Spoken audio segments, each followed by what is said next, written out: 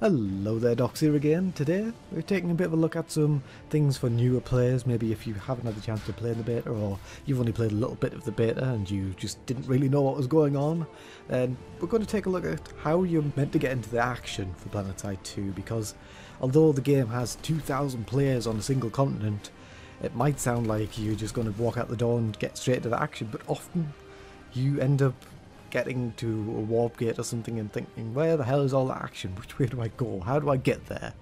And it can be a bit daunting for new players, and it puts a lot of players off, I think, when they first start. Now, to help remedy this, to prevent people from being put off straight away, they have implemented a system where as soon as you make a character, you go through a little cutscene that tells you some of the backstory for your faction that you've chosen, and a little bit of information on stuff, and then it basically drop pods you into the action wherever there's conflict and there's hotspots.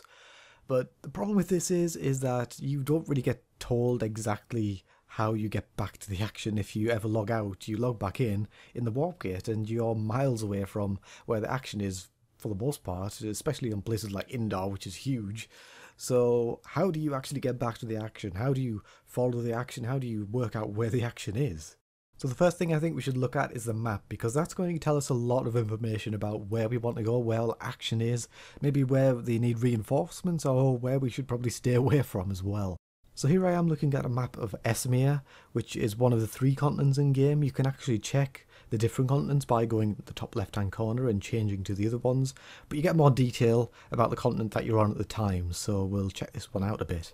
As you can see, it's quite colourful. There's a lot of different colours there, each of them representing a zone owned by a faction. So the red are the Terran Republic, the blue New Conglomerate, and the purple are Vanu. The Vanu own quite a lot of this area right here, but you can see there's a lot of flashing areas. These are areas which are essentially being contested. People are attacking these areas, and these are areas where you should probably look out for. Maybe if you're on the Terran Republic and you are seeing a flashing red zone, that's probably an area you should go and have a look and see if you can defend it.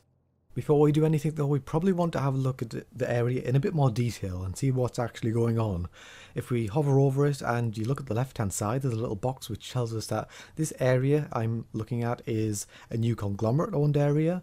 It says enemy platoons detected, which is an obvious sign that there's some action happening here. And again, below that, there is a bar which shows that the New Conglomerate are in a status of sort of holding that area a bit, but it's not really moving at all, which is probably a sign that there's some conflict going on, really, and there's a bit of a tug of war happening. We also have a pie chart which shows the influence of the area, so this is really what zones around it are owned by which empires. Now, this specific area actually doesn't have any influence from the red team, the Terran Republic, which are my team. So that means I'm probably not going to be doing much here. We'd have to probably capture the zones between ours and theirs before we get to this one, if we really want to actually do anything there. So now that that's out of the way, how do we actually get to these places? How do we get to places where there's a lot of conflict going on, where we might get some action? Well, like I said before, the very first time you create your character, you'll actually be dropped into an area like this with a lot of conflict going on, and you'll probably be killed quite quickly if you don't know what you're doing. Luckily, the way spawning works in Planetside 2 is that you can always spawn in spawn points around your area, so as long as you own a spawn point close by, then you can always quickly get back to the action as long as you're already in it. Now, when you log out and you log in again, any time after that, you'll always log back in the warp gate, which is usually quite a long way from where the action is, unless your faction are really getting beat back. Now, this will probably mean that you won't be able to spawn on any areas which are actually in the action, because you can only spawn into areas which are within a certain distance of you, unless it is the warp gate itself, which you can always spawn at. The first option I usually take, and I think is really the best option, is to join a squad. Squads are so important in Planetside 2, you can't really do a whole lot when you're playing on your own. You can't really capture bases that well on your own. You're probably going to be killed before you've actually managed to capture a base, so yeah, it's best to at least stay with a bunch of people. You don't have to be super organised or communicating with people all the time, but as long as you stick with other people, you should be alright. When you first log in, you can actually hit insert, which automatically places you in a squad. Now, this has a few advantages to it, not just the fact that you are going to be more organised, you're going to be actually able to do something, but you also get the benefit of being able to spawn on spawn points near your squad leader, wherever you are on the map. Now sometimes you might end up just joining a squad where everyone's AFK at the warp gate, nothing's actually happening. In that case, press P, go to your name, and to the right of it there's a button which you can press and it takes you out the squad. Now after that happens, a window will pop up with a list of squads there, and you can actually pick a squad out of those public squads that are there and you can join one. Obviously read the description, sometimes people want you to be using your microphone, so if you aren't using your microphone then you mightn't want to join that, you might just join another one. So once you've actually joined a squad, you want to get near them, you want to get to where they are because they'll probably be in the action. If not, they might be standing around the warp gate, maybe they're waiting to set up some kind of transport for them. Just communicate with them, ask where they're going, they might get a vehicle and you might be able to hop in with them. Or if they're not in the same area as you, you will actually get a little message which says press insert to quick deploy near squad leader. So that gets you into action straight away wherever they are and you can join in, have some fun. So that's great. Now if you really don't want to join a squad, then no one's forcing you to do that, because it is very possible to just have a bit of fun shooting some people in Planetside 2. It's perfectly fine. It is fun and I sometimes do it myself.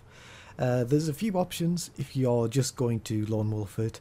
The first one, probably the easiest one, is to open your map up and you will see flashing explosion things, icons on your map. If there aren't any on that, check out the other continents. You can also see them on that. If you go to the top left hand corner, switch to a different continent and see if there's any there.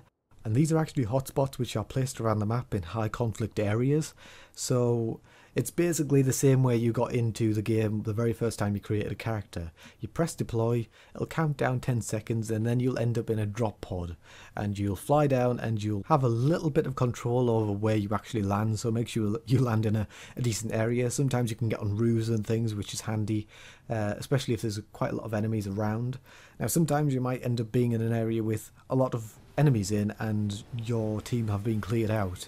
At that point you might die, or if you escape, good job. But if you do die, you have the option of spawning in spawn points close to that area, so you'll be able to stay in the action and there's probably going to be stuff happening all around there. You should also know that this has quite a long cooldown on it though. I believe it used to be 30 minutes, I think it was reduced to something like 15 minutes. I'm not quite sure on that, but that will probably change in the future anyway, so just use it wisely. Now your next option is after that, if you don't want to join the squad, if you don't want to use instant action, maybe you've already used it within the cooldown time, you have another option at the warp gate. Usually when you walk out of it, if you walk straight down to the end of like the corridor thing with all the terminals in, there's sometimes galaxies waiting out there with players piloting them. Now these players are usually waiting for people to load up into them. If you hop in one, they'll probably not mind at all because that's probably what they're sitting there for, and you just wait until they fill up enough players to really justify them moving off, and then they usually drop you into an area with a lot of people around. Now in this case you are actually entrusting your life in another player's hands. They might be a terrible pilot, you don't know, but if you do want to just fly somewhere yourself or drive somewhere yourself, I wouldn't really recommend driving for the most part because there's a lot of obstacles in the way of a lot of warp gates and actual action, so it could take a while driving. But if you want to spawn a vehicle at all, then you can use the vehicle terminals in the warp gate and go wherever you want. But that's quite an obvious one, and really it's probably the most awkward one because it's not really a good idea dumping vehicles. I don't like the idea of that, it just seems like a waste. So those are really the main options if you want to get to the action in Planetside 2. It's quite easy. If there's one thing not working or not possible at the time, usually there's another way of getting there, and it's always very possible to get the action quite quickly. Do remember to check the other continents as well, because sometimes a certain continent you're on might be a bit overloaded with other factions which are just going to be owning you constantly, and it might not be a lot of fun. Your team might be more on the other two continents than the one you're on at the time, so check out the other maps, see what's happening on the map, see the population in the top right hand corner of the maps, and just really have a lot of fun because damn, Planetside 2 is a great game, and I really hope you enjoy it. I hope you find it simple enough to work out, because it is difficult at times. It's quite a daunting game to get into, I think, because there's just so much going on all the time, but it's really rewarding and it's just amazing. So that's all for today, guys. Thank you for watching, and I want to say thank you to all the new people that have came along, because I was I had a video which was posted on Reddit which got a lot of upvotes, which was great, and which gave me a lot of subscribers. I was also featured on the Planetside 2 Command Center episode 8, so go check that out because that was great, and I was really surprised because I didn't know that was happening. And it's just been pretty crazy over the past few days, and I think I'm very near 500 subscribers. I think I'm at 499 as of making this video. Maybe by the time it's up I'll probably be at 500, so thank you everyone for subscribing, everyone new and everyone who's been here in the past and the future and wherever you are. I don't know. This is going on far too long. Anyway, thank you, and I will be making more Planetside 2 videos very soon. I've pretty much ran out of footage from the beta, but it's coming out tomorrow, so lots of recording, lots of stuff happening. See you guys again very soon. Goodbye.